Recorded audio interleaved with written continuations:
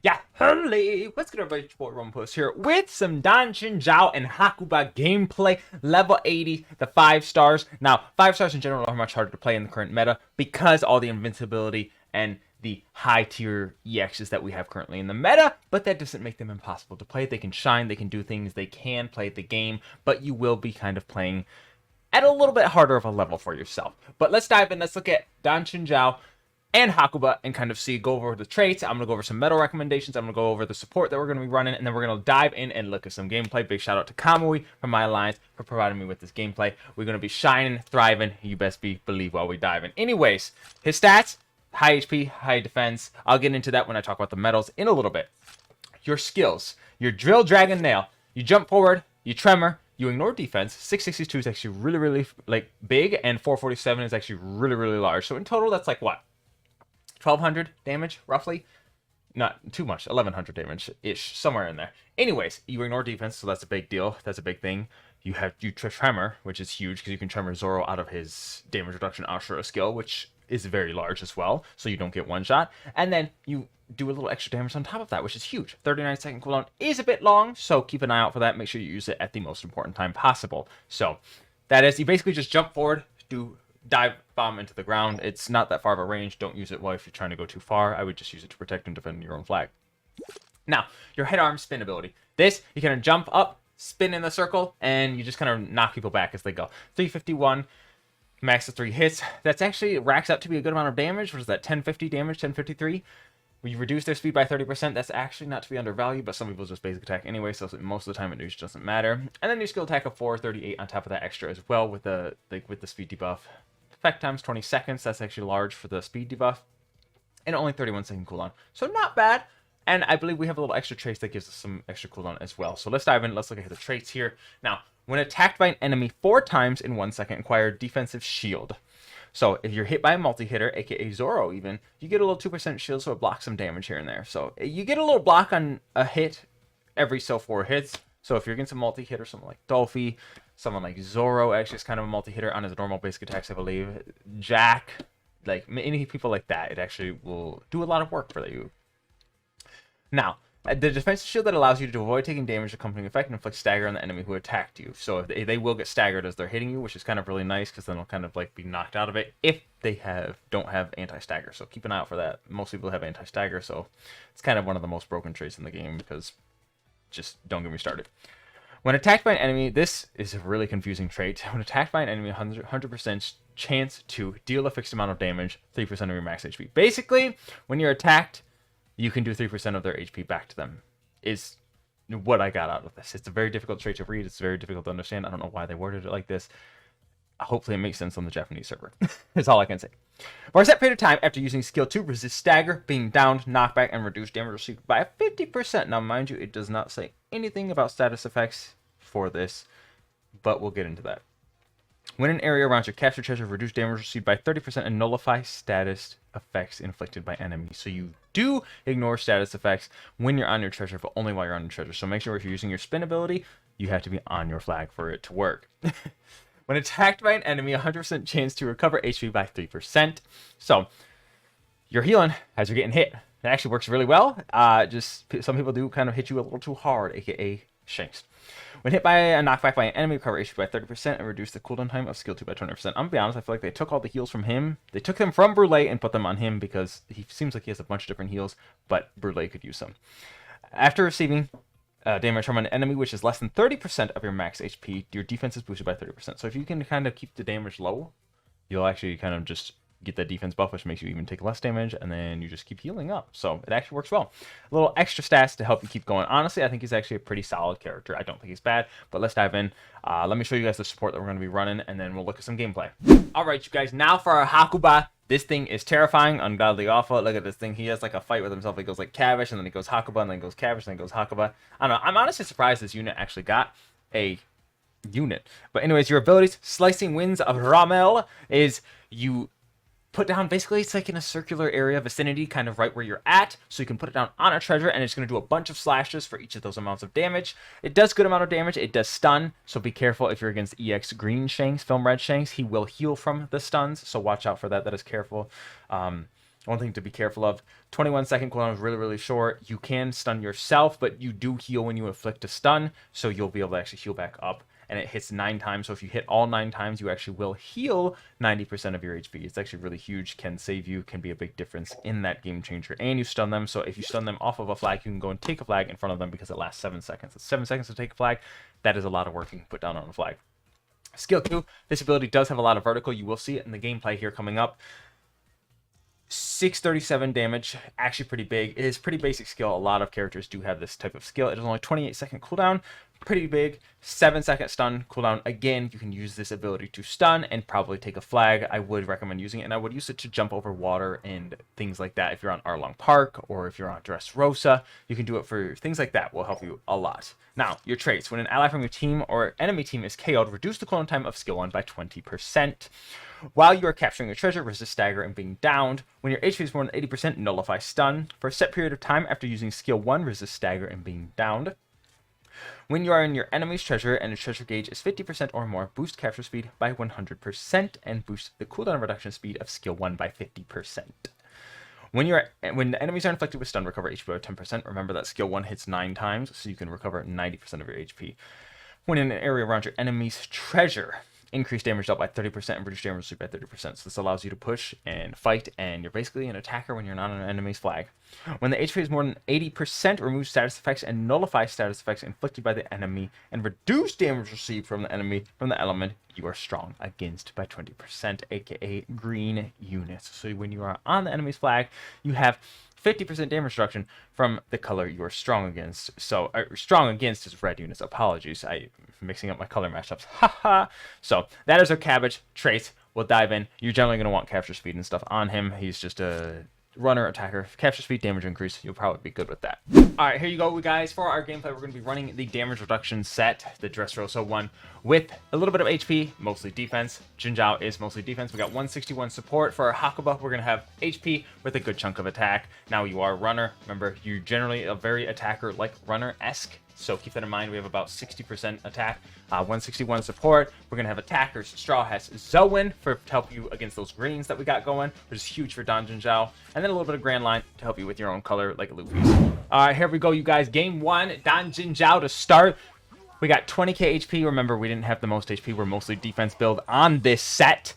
We got the damage reduction popping up. Oh, child. Now we charge the flag, always defender duty. Honestly, I think most people get bored when playing defenders because they hate doing this job. I honestly enjoy it because it allows you to sit back, relax, and kind of analyze the fight from the outskirts to see what you're going to need to do in order to win. Now, we do have an Uta. We are immune to status effects, so she's not too big of a threat, provided we stay on our flag. So we do want to watch out for that. I'm still questioning whether we're actually faster with our basic attacks because they don't seem like they go too far forward. Uta with the backup is fine because we had an ally die, so he's able to go protect against the Uta. He might still die to her, but at least he's able to stall her for a good amount of time. There's King, dodge abuse. We got that lit. Boosh! We can use this against King. Now, we did heal a little bit from the King's ability, and we still get the spin hit. Didn't do much damage because obviously it is not like we don't have any attack build. We don't have the anti-heal on Kaido, God bless. We are immune to status effects anyway because we're on our flag. But look at that damage. We actually hit King really hard. Dang, Pinecone head! Oh my god, not Pinecone, what is it? Traffic cone head. Ooh, nice damage. Ulti, ho! Oh my god! Defense debuff. Yeah, keep an eye out for that knockback. Did you notice it? Make sure you keep an eye out for those heals. Those is actually huge for those.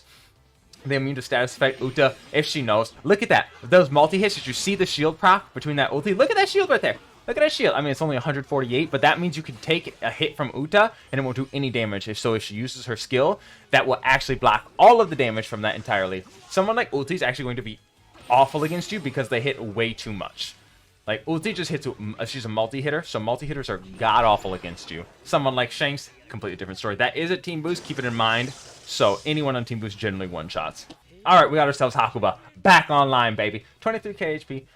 It's fine, it's fine. We're not fully HP built, just keep an eye out for that.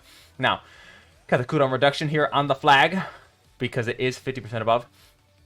Let's see here. Let's roll, ladies, let's roll. See what we got going. We're going to get ourselves to the flag. We're going to push this down. Now, I do like the second basic attack. Your third basic attack seems a little bit slow, so keep an eye out for that. We do want to get our skill one while they're just on the flag. Oh, whop the Dolphy anyway. Later, Dolphy. Thank you, next. Now, let Kaido take the flag because you don't have... Kaido has a little bit more... Actually, I think they're about even on protection in terms of taking flags. This is actually a really good ability to use against Dolphy's thing, because it just sits there and wafts all of that. Now, it would be nice if you could heal, but it's fine. It's unfortunate that we're against a bunch of Dolphys, because your abilities, as I said, do stun, and it does stun yourself if you're in do not heal. So if you're anti-healed, you will not be able to come out of that ability unstunned. But we're going to sit here, we're going to get the flag cap back on them nerds. Oh my god, like, yeah, nice try back, Cap McGee's. Ooh, Lord have mercy. All right, we hit the Dolphy. Boosh. Obviously, that ability has some vertical, so make sure you guys note that when you're using your skill 2, the vertical on Barati Day stage, you can use it up on the hill if you're trying to go up. So it does work out. Oh my god, and that's the MVP Don Chinjao as well as Hakuba. Wow, let's go. Next game, baby. Next game. All right, here we go, ladies. We got ourselves a Big Mom Zolo Shanks EX on EX on EX. Let's see how Don Chinjao performs in the top tier metas that we got going here. Let's see. I really want to see a good Zoro versus Don Chinjao fight, because I think we'll fight it. I do think the blue Shanks counter might be an issue. His basic attacks actually do hit pretty, like, multi-hits, so you'll actually get your shield back a lot against him. And Shanks is generally the attacker killer, not so much the defender killer. I mean, he definitely kills defenders very easily with that skill right there, that Griffin Slash that he just casted, but it's all right. Now, we got ourselves Captain Kid over there defending. Don't try and push this Don Chinjao. Looks like we're going to. Unfortunately, you could just sit there and wait. Actually, no, we're just going to our foam flag. This is actually fine. This is fine. It is fine to push as a defender to get to another flag that you're trying to hold. Unfortunately, One Piece Boundary Rush doesn't actually function correctly, so we're still getting hit by an ability that's on a whole nother level vertically than where we're at. We love to see it. Bounty Rush, Peggy G, where you at? Now, this is actually a really good ability. We are not a Devil Fruit user, so Blackbeard's not going to do very much damage to you. I think that still hit us because he had the invincibility from Spawn, but in general, we would have just knocked him back. Yeah, nice try, Shunksu. Look at them heals, baby. Look at them heals. Boosh! Knockback heal, 30%, baby. Now, we're not going to be able to hold it because, unfortunately, knockback to knockdown did not exist. That's the hardest part about certain defenders. Oh, nice try, Blackbeard. Hopefully Kaido gets the flag for us back. That'll actually be huge. Okay. It looks like, oh my god, Blackbeard struggling, baby. Struggling. Ooh, child. We're going to be able to sit here and hold this flag and defend it till our life cannot. The enemy team is about to team boost. We are on our team boost. It sucks when you're at this position as a defender because you're not able to go and assist and push more flags down. All you can do is sit there and hold it. Charlotte Cracker may be an issue here because of his, like, insane amounts of damage plus his rapid fire Cracker Biscuit skill. So he will actually give you, actually no, his Biscuit skill will heal you. If he uses the Biscuit skill, you'll actually probably want to let him hit you with that, so you'll get a bunch of heals, provided you don't die first. Okay, unfortunately, we did die. It was team boost, so that's why too much damage for the amount of heals that we're getting back from that.